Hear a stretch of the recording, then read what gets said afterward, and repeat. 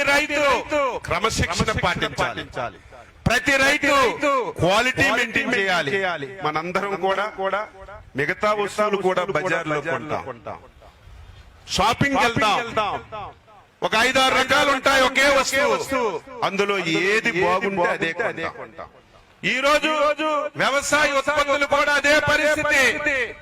ఈ రోజు విదేశాలకు ఎగుమతి చేయాలన్నా, స్వదేశంలో మార్కెట్ చేయాలన్నా క్వాలిటీ లేకపోతే ఎవరు తీసుకునే పరిస్థితి లేదు.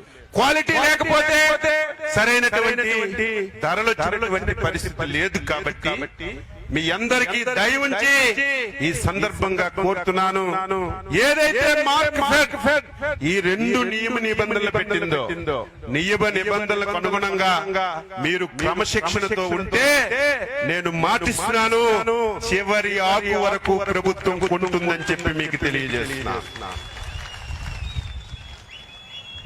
దీన్ని మళ్ళీ మనం ఇంకొక సమస్యగా సృష్టించుకోకూడదు. ఈ రోజు చిత్తూరు జిల్లా మామిడి కొంటామని చెప్పాం, కేజీకి 4 రూపాయలు మేమే ఇస్తామని చెప్పాం. అక్కడ రైతులకి ఆతృత అయిపోయింది, తప్పు పట్టడం లేదు.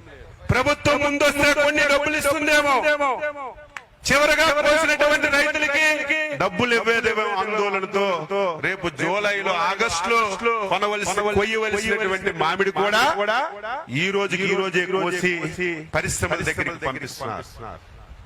ఒక పరిశ్రమ దగ్గర ట్రాక్టర్లు, లారీలు లైన్ లో ఉంటే దానికి దిక్కుమాలిన పార్టీ వాళ్ళు ఫోటోలు తీసి రైతుకి అన్యాయం చేసేసింది ప్రభుత్వం అని మళ్ళీ ఇంకొక సమస్య మనకు సృష్టిస్తున్నారు.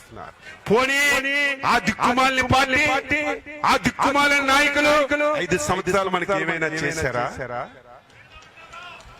రైతుకి ఒక్కటంటే ఒక్క మంచి కార్యక్రమం 5 సంవత్సరాల్లో చేశారా? మనమే కదా 1650 కోట్లు బాకీలు ఉంటే బకాయిలు ఇచ్చాం, కొత్తగా కొనేదానికి డబ్బులు ఇచ్చాం. 5 సంవత్సరాల్లో స్ప్రింక్లర్లు, డ్రిప్పులు 5 సంవత్సరాలు తాళా వేశారు. 1 మీటర్ గొట్టం కూడా ఇవ్వలేదు. మనం వచ్చాం 90% సబ్సిడీతో మళ్ళీ స్ప్రింక్లర్లు, డ్రిప్పులు ఈ ప్రభుత్వం ఇచ్చిందా లేదా?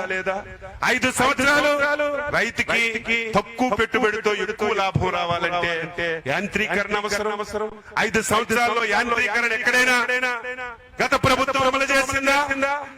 మన ప్రభుత్వం ఈ సంవత్సరంలో ఇబ్బందులున్నా యాంత్రీకరణ అమలు చేశాం. చూసారు కదండి. మరి ఈ వీడియో కనుక మీకు నచ్చినట్లయితే ఒక లైక్ కొట్టేసి మీ అభిప్రాయాన్ని కూడా కామెంట్ బాక్స్ లో తెలియజేస్తూ ఇలాంటి ఇంట్రెస్టింగ్ అప్డేట్స్ కోసం మా ఛానల్ ని సబ్స్క్రైబ్ చేసుకోండి.